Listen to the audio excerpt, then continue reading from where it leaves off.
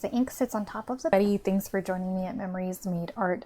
Today I'm going to show you all of the inks that I have and point out some of my favorites and tell you the differences between each of the inks. I'm not going to do any swatching in this video, but I will in some others so you can actually get a feel for it. But this is just a very quick overview.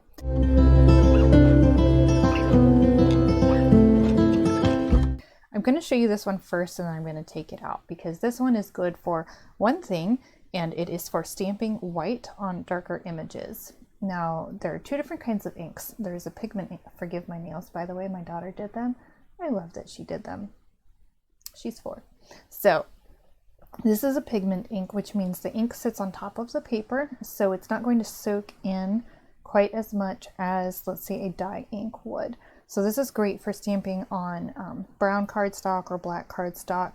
It doesn't go on straight white like paint. You do have to stamp it a couple times, but this is by and large the best white ink that's on the market right now, as far as I know.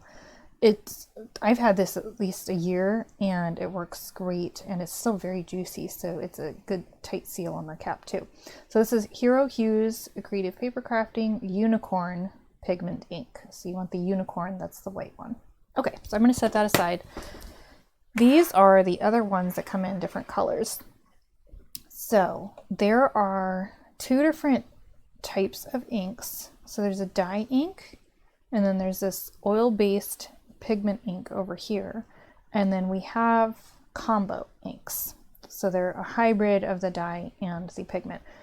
The dye inks are where the dye sinks into the paper and dyes the paper itself. So it's actually like when you dye clothing, it's dyeing the paper that color. So the paper fibers get turned that color. The pigment ink sits on top. It's almost, I've heard it described as like painting the paper. That's sort of what it is. It still stains the paper, but it does sit more on top of the paper fibers than actually sink into it and dye it. So this is an oil-based pigment ink. So when you get the combinations, they have both a dye and a pigment in each of these. So this is the Distress Oxide Worn Lipstick, Ranger brand, Tim Holtz. And this is Scrapbook.com hybrid ink pad. This color is Parisian purple. And these are dye and pigment together. And that makes it a little bit easier to ink blend. And I'll cover ink blending in a separate video too, but this is just an overview of all the different kinds of inks I have and some pros and cons. I will also link to a pros and cons spreadsheet because that's what I do. I make spreadsheets. So I'm going to share that with you on what the pros and cons are for each, because I feel like ink is one of those things where like it's very personal, whether or not it seems like it's personal. It's your preference, and it's something that you're gonna like one or the other. My personal favorite is the Versafine for a few reasons, but for right now on the ink blending, the ink blending is easier with the hybrid inks because when you put the ink down on the paper, some of it gets dyed that color, but some of it stays on top of the paper, so you can actually move it across the paper with your blending brush without too much trouble. So you get that nice, really creamy effect, especially with the Distress Oxide. That's definitely my favorite for blending.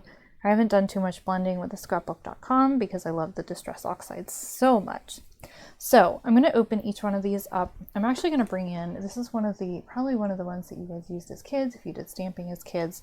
This is the Ultra Washable Hampton Art, and this is the foam pad, so very, very squishy, and I like using these because it's easy, they're juicy. It's easy to get the ink on the stamp.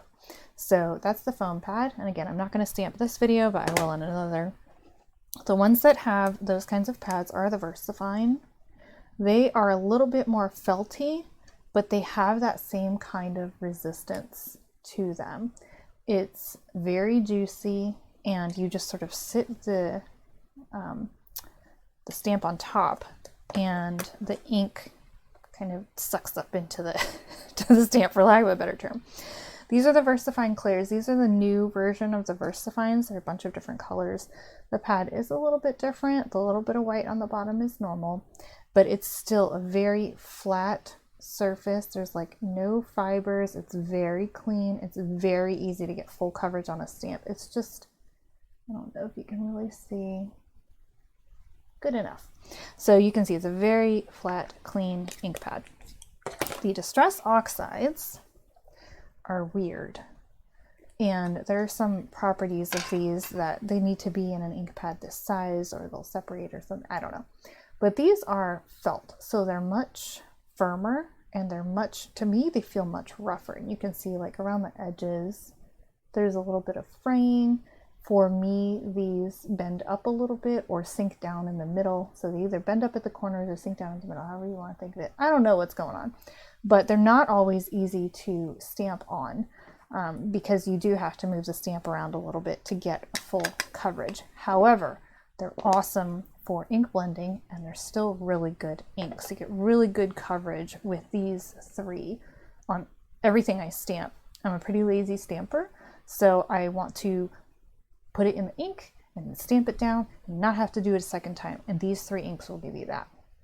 So I'm going to set these aside and we'll move into these guys, which are not my favorites, but they have really good qualities for each of them. So the next nicest pad that's similar to the Versafine and to your original stamp is the Katherine Pooler. I really, really love the foam in this. I don't know what they did. I don't know what she did, but it's great. It's so much fun to stamp on. It's squishy, it's juicy, and it's again very smooth, so it's easy to get good coverage. You can see a little reflection there. So really, really nice to stamp on for me. Some people don't like the squishiness of these, but that's how I learned to stamp when I was younger. I had, learned to put just a little bit of pressure on, get that coverage, and expect the flat surface.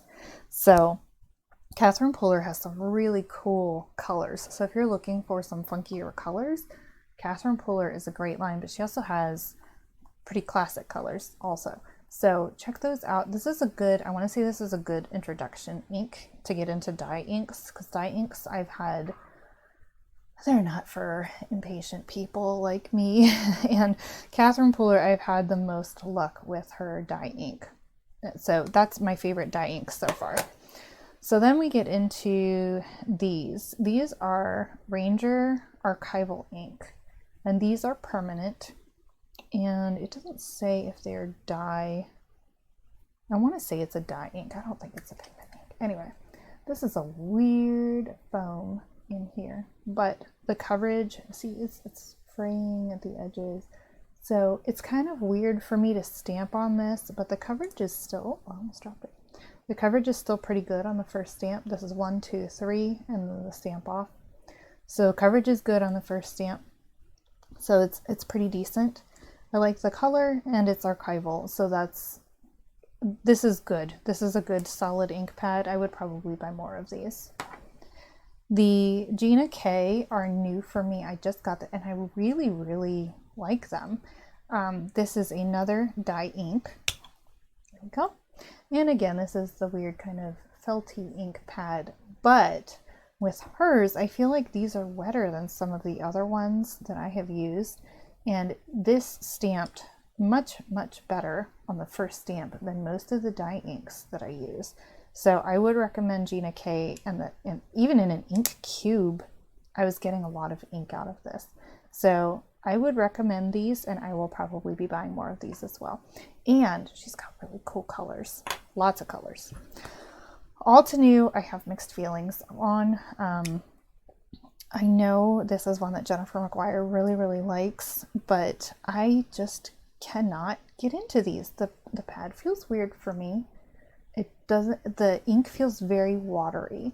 And I know that when Jennifer McGuire does her stamping, she usually double stamps. And you can see the first stamp is actually pretty good, but you also have to get to that third one to get some really good saturation. And then when you do the stamp off, there's hardly anything there. So this was actually a good color, but some of the other ones I've had trouble with where I have to double stamp it, and I don't always get a full coverage on that first stamp. And that's not ideal for me. Like I said, I'm pretty lazy. I just want to be able to stamp it and be done. So not my favorite, but it is a good higher end ink, and tons of colors. They have like 4 color sets. This was part of a 4 color cube set. So you can do a lot of layer stamping with these. And then this one is the Scrapbook.com hybrid ink pad. It is a lot like the Distress Oxide, but it is in a different stamp pad. And this again is not as even. I feel like the stamp pad even frays a little bit, so I don't always get good coverage on my acrylic stamps with this. But I like the color. This is splotchy on your first stamp. You are going to have to stamp these twice. So not my favorite, but there is, oh, I should have gotten it. There's a red color. I'll get it right now. This red, cardinal red, is such a pretty red. I don't know if it's going to show. I should have gotten my color wheel. There we go.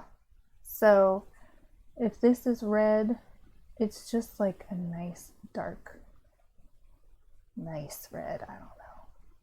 It's just pretty. It's a Christmas red for me. So it's not a bright red. It's just a Christmas red, which is probably why it's called cardinal red.